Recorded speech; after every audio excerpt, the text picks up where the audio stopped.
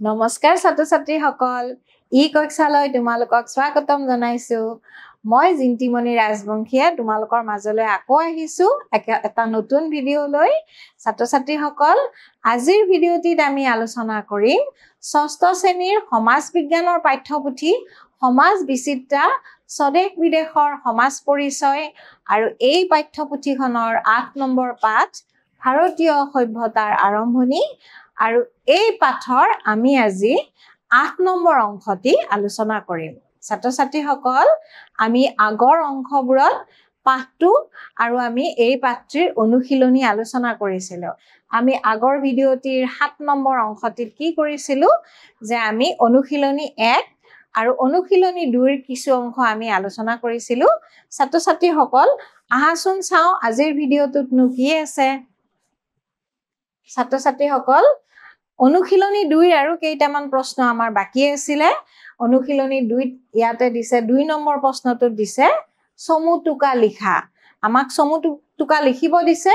আৰু সমুটুকাটো কি কৰ পৰা লিখিব দিছে হৰপ্পা সভ্যতাৰ সময়ৰ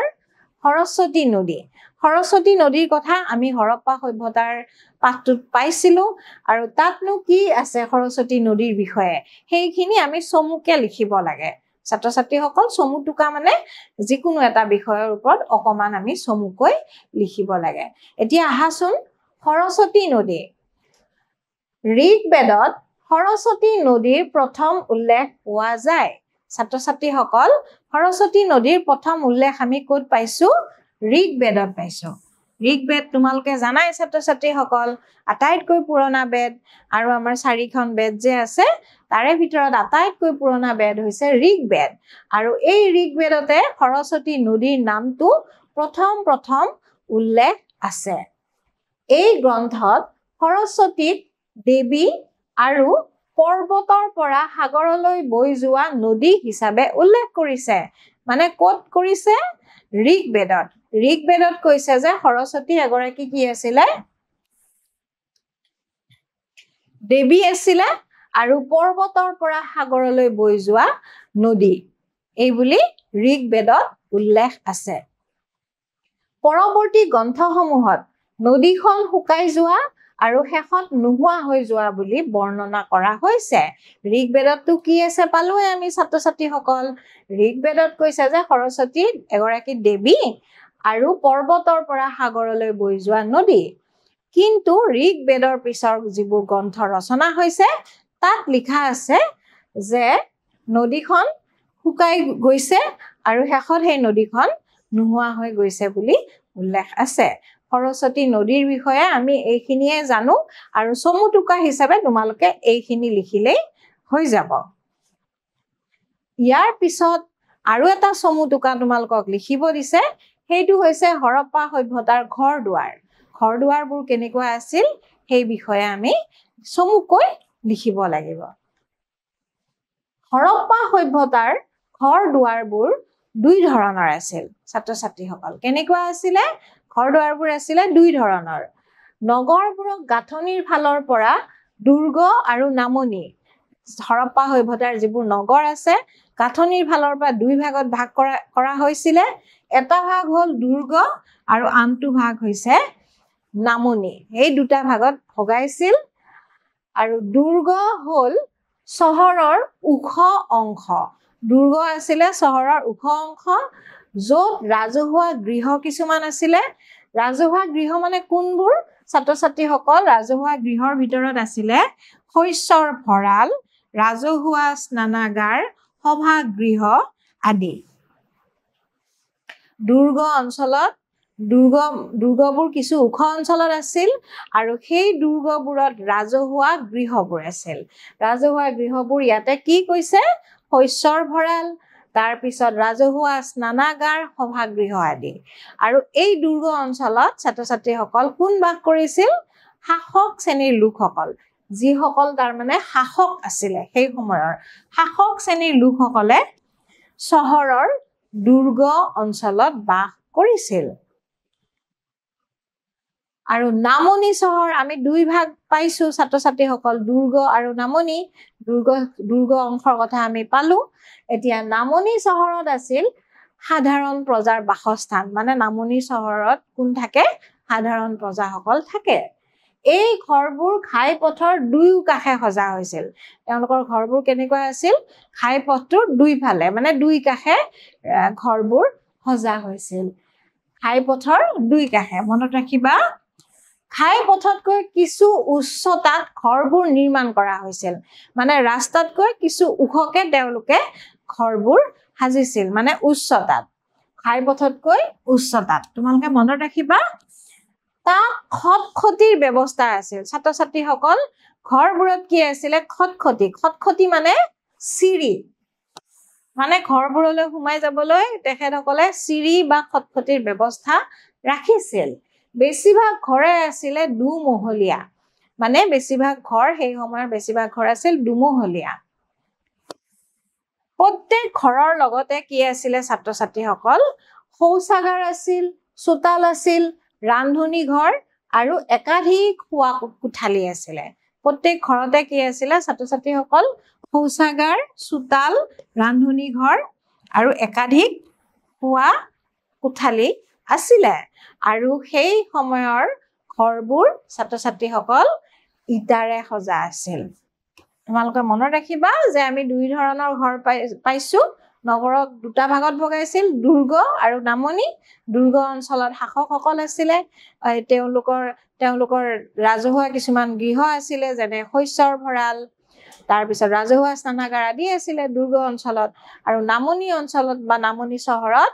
সাধাৰণ প্ৰজাসকল বাস কৰিছিল আৰু ঘৰবোৰ ৰাস্তাৰ দুই কাষে আছিল ঘৰবোৰ দুমহলীয়া আছিল ইটাৰে সজা আছিল নহয়নে আৰু ৰাস্তাতকে কিছু উচ্চতাত ঘৰবোৰ সাজিছিল আৰু ঘৰবোৰত কি আছিলে চিৰি বা খটখটি আছিলে আৰু সেই ঘৰবোৰত কি আছিলে ৰান্ধনী ঘৰ শৌচাগাৰ তাৰ পিছত শোৱা কোঠালি ইত্যাদি আছিলে এইখিনি কথা আমি হৰপ্পাৰ বাসিন্দাসকলৰ ঘৰ দুৱাৰৰ বিষয়ে আমি পালো আৰু চমুটুকা হিচাপে তোমালোকে এইখিনি লিখিলেই হ'ব ইয়াৰ পিছত আহিল হৰপ্পাৰ ৰাস্তা ঘাটসমূহ কেনেকুৱা আছিল চমুৱাই লিখিব লাগে ৰাস্তা ঘাটসমূহ হৰপ্পা সভ্যতাৰ অন্তৰ্গত চহৰবোৰৰ ৰাস্তা ঘাটবোৰ আছিল আহল বহল আৰু সাধাৰণতে ইটো সিটোৰ সমান্তৰাল ছাত্ৰ ছাত্ৰীসকল হৰপ্পা নগৰবোৰৰ ৰাস্তাবোৰ আছিলে কেনেকুৱা আহল বহল আৰু ইটো আৰু সিটোৰ সমান্তৰালকে গৈছিল ৰাস্তা ঘাটবোৰ আহল বহল আছিল মূল ঘাই পথৰ পৰা ওলাই অহা সৰু সৰু আলিবোৰ সমান ব্যৱধানত আন পথত লগ লাগিছিল তাৰ মানে মূল ৰাস্তাটোৰ পৰা ওলাই অহা যিবোৰ সৰু সৰু ৰাস্তা আছিলে তেওঁলোক এই ৰাস্তাবোৰ সমান ব্যৱধানত আকৌ আন পথত গৈ লগ লাগিছিল সমগ্ৰ চহৰখনৰ বাট পথবোৰ আছিল আয়তাকাৰ ছাত্ৰ ছাত্ৰীসকল বাট পথবোৰ কেনেকুৱা আছিল আয়তাকাৰ আৰু আয়তাকাৰে কি হৈ আছিলে আয়তাকাৰে বিভক্ত হৈ আছিল মানে সমগ্ৰ চহৰখনৰ বাট পথবোৰ আয়তাকাৰে বিভক্ত হৈ আছিল আৰু কিছুমান আলিবাট কিহেৰে নিৰ্মাণ কৰিছিল বা সাজিছিল পুৰা ইটাৰে সজাৰো প্ৰমাণ পোৱা গৈছে আলিপথবোৰ বা আলিবাটবোৰ পুৰা ইটাৰে সজাৰো প্ৰমাণ পোৱা গৈছে তাৰ পিছত ৰাস্তাৰ ভাঁজবোৰ কোণযুক্ত নাছিলে ভাঁজবোৰ কেনেকুৱা আছিলে ধেনুভিৰিয়া কিয়নো ধেনুভিৰিয়াকে কিয় সাজিছিল যাতে তেওঁলোকে জন্তুৰে টনা গাড়ী সহজে মানে পাৰ কৰি নিব পাৰে সেয়েহে ৰাস্তাবোৰ কি আছিলে ধেনুভিৰিয়া আৰু আমি হৰপ্পাৰ উদ্ধাৰ হোৱা যিবোৰ অৱশিষ্ট পাইছো সেইবোৰৰ পৰা আমি নিশ্চিত হ'ব পাৰো যে তাৰ কি আছিলে ৰাস্তা ঘাটবোৰ সুপৰিকল্পিত আছিলে আৰু ৰাস্তা ঘাটৰ কাষে কাষে তেওঁলোকে ঘৰবোৰ নিৰ্মাণ কৰিছিলে আমি যিখিনি বৰ্ণনা পাইছো আমি বুজিব পাৰিছো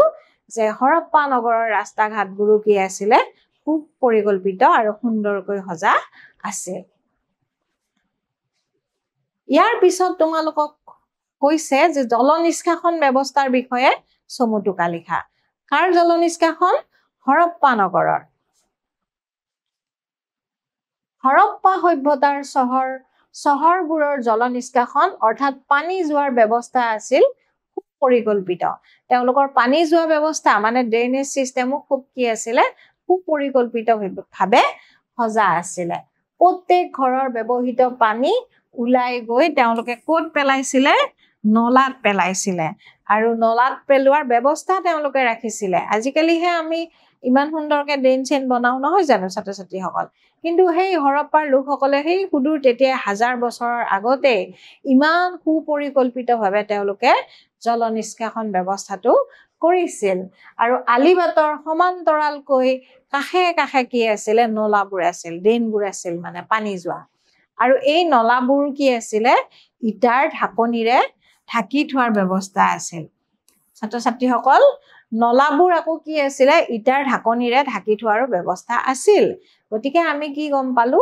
যে তেওঁলোকৰ জল নিষ্কাশন ব্যৱস্থাটো খুব সুন্দৰ আৰু সুপৰিকল্পিত আছিল আৰু এটা প্ৰশ্ন তোমালোকক দিছে ছাত্ৰ ছাত্ৰীসকল হৰপ্পা সভ্যতাৰ সেই সময়ৰ বাসিন্দাসকলে চাফ চিকুণকৈ থকাত বিশেষ গুৰুত্ব দিছিল ছাত্ৰ ছাত্ৰীসকল এইখিনি কথা তোমালোকক ব্যাখ্যা কৰিব দিছে যে তেখেতসকলে হৰপ্পা সভ্যতাৰ লোকসকলে যে খুব চাফ চিকুণকৈ আছিল বা চাফ চিকুণতাৰ ওপৰত যে তেওঁলোকে গুৰুত্ব দিছিল সেইখিনি আমি ব্যাখ্যা কৰিব লাগে ছাত্ৰ ছাত্ৰীসকল তোমালোকে চাই যাবা হৰপ্পা সভ্যতাৰ চহৰসমূহৰ উদ্ধাৰ হোৱা অৱশিষ্টৰ পৰা প্ৰমাণ পোৱা যায় যে হৰপ্পাবাসীয়ে কি কৰিছিল অতি উন্নত জীৱন যাপন কৰিছিল তেখেতসকলৰ জীৱন যাপন প্ৰণালী বা পদ্ধতি অতি উন্নত আছিল নগৰখনৰ ৰাস্তা ঘাট ঘৰ দুৱাৰ জল নিষ্কাশন ব্যৱস্থা অতি উন্নত আছিল আমি কেনেকৈ গম পাওঁ যে তেখেতসকলৰ জীৱন প্ৰণালী উন্নত আছিল কাৰণ আমি কি দেখিছো যে যিবোৰ অৱশিষ্ট উদ্ধাৰ হৈছে সেইবোৰৰ পৰা গম পোৱা গৈছে যে ঘৰ দুৱাৰে হওক বা ৰাস্তা ঘাট হওক বা জল নিষ্কাশন ব্যৱস্থা এই আটাইবোৰ কি আছিলে অতি সুন্দৰ আৰু সুপৰিকল্পিত আছিলে বিশেষকৈ তেওঁলোকৰ যিটো জল নিষ্কাশন ব্যৱস্থা ছাত্ৰ ছাত্ৰীসকল জল নিষ্কাশন ব্যৱস্থাটো কিন্তু মন কৰিবলগীয়া আছিলে আৰু জল নিষ্কাশন ব্যৱস্থাটো দেখা গৈছে যে খুব তেওঁলোকে সুপৰিকল্পিতভাৱে কৰিছিল যিটো আমি আজিৰ যুগত বা এতিয়াৰ যুগতহে দেখা পাওঁ আৰু তেনেকুৱা ব্যৱস্থা এটা তেখেতসকলে আজিৰ পৰা ইমান দিনৰ আগতেই প্ৰৱৰ্তন কৰিছিল বা তেওঁলোকে সেই জীৱন প্ৰণালী যাপন কৰিছিল প্ৰত্যেক ঘৰৰে ব্যৱহৃত পানী ওলাই গৈ নলাত পৰাৰ ব্যৱস্থা আছিল আমি কৈছোৱে যে তেখেতসকলৰ জল নিষ্কাশন ব্যৱস্থা খুব সুপৰিকল্পিত আছিল আৰু সেই কাৰণে তেওঁলোকে এনেদৰে ৰাখিছিল যে প্ৰত্যেক ঘৰৰে ব্যৱহৃত পানীখিনি যাতে ক'ত পৰে নলাত পৰে তেনেকুৱা ব্যৱস্থা তেখেতসকলে ৰাখিছিল আলি বাটৰ সমান্তৰালকৈ বা কাষে কাষে পানী যোৱা নলা আছিল ৰাস্তাৰ কাষে কাষে তেওঁলোকে কি ৰাখিছিল পানী যোৱা নলাও তেওঁলোকে ৰাখিছিল এই নলাবোৰ আকৌ ইটাৰ ঢাকনিৰে তেওঁলোকে ঢাকি ৰাখিছিল নহয় জানো ছাত্ৰ ছাত্ৰীসকল নলাবোৰ ৰাস্তাৰ কাষে কাষে আছিল আৰু ইটাৰ ঢাকনিৰে তেওঁলোকে সেইবোৰ ঢাকিও ৰাখিছিল ইয়াৰ পৰা আমি বুজিব পাৰো যে হৰপ্পা সভ্যতাৰ বাসিন্দাসকলে চাফ চিকুণকৈ থকাত কি দিছিলে বিশেষ গুৰুত্ব দিছিল আমি এতিয়া যিখিনি কথা পালো সেইখিনিৰ পৰা আমি কিন্তু বুজি পালো যে তেখেতসকলে আচলতে চাফ চিকুণতাৰ ওপৰত খুব গুৰুত্ব দিছিল নহলেনো তেখেতসকলে ইমান সুপৰিকল্পিতভাৱে জল নিষ্কাশন ব্যৱস্থা বা নলা নৰ্দমা ৰাখেনে নিশ্চয় তেখেতসকল চাফ চিকুণতাত খুব গুৰুত্ব দিছিল বা তেওঁলোকে নিজে চাফ চিকুণ হৈ থাকিব ভাল পাইছিল সেই কাৰণে তেওঁলোকে এনেকুৱাকে সুন্দৰ ব্যৱস্থা কৰি লৈছিল যাতে চাফা হৈ থাকিব পাৰি আৰু ছাত্ৰ ছাত্ৰীসকল এইখিনিৰ পৰা আমি বুজি পালো যে তেখেতসকলে কি কৰিছিল চাফ চিকুণতাক গুৰুত্ব দিছিল গতিকে ছাত্ৰ ছাত্ৰীসকল আজি তোমালোকৰ অনুশীলনী 2ৰ ইমানতে 2ৰ অন্ত পৰিছে আৰু যিখিনি প্ৰশ্ন আছে আমি পুনৰ আন এটি ভিডিঅ'লৈ তোমালোকৰ মাজলৈ মই আহিম আজিলৈ মই এৰিছো নতুন ভিডিঅ'লৈ আকৌ আহি আছো ধন্যবাদ